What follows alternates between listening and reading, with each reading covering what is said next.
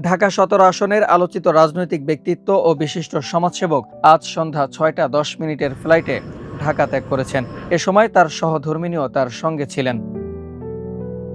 হজযাত্রার আগে রাজধানীতে শুভাকাঙ্ক্ষী রাজনৈতিক সহকর্মী ও এলাকাবাসীর সঙ্গে সৌজন্য সাক্ষাৎ করেন তিনি। উপস্থিত অনেকেই তার সুস্বাস্থ্য, নিরাপদ সফর এবং সফলভাবে হজ পালন কামনা করেন। দীর্ঘদিন ধরে সামাজিক উন্নয়ন, মানব সেবা ও রাজনৈতিক কর্মকাণ্ডে সক্রিয় ভূমিকা রেখে আসা ডাক্তার এস.এম. খালিদুজ্জামান ঢাকা ১৭ আসনে একজন পরিচিত মুখ হিসেবে ইতিমধ্যেই ব্যাপক আলোচনায় রয়েছেন। সাধারণ মানুষের পাশে দাঁড়ানো এবং বিভিন্ন জনকল্যাণমূলক কর্মকাণ্ডে অংশগ্রহণের কারণে তিনি এলাকায় ব্যাপক জনপ্রিয়তা অর্জন করেছেন। হজ পালনের উদ্দেশ্যে দেশত্যাগের সময় তিনি দেশবাসীর কাছে দোয়া কামনা করেন এবং সকলের শান্তি, সমৃদ্ধি এবং কল্যাণ কামনা করেন। তার এই পবিত্র সফর সফল ও কবুল হোক এমন প্রত্যাশা জানিয়েছেন তার শুভাকাঙ্ক্ষীরা। পবিত্র হজ পালন শেষে তিনি শিগগিরই দেশে ফিরবেন বলে জানা গেছে।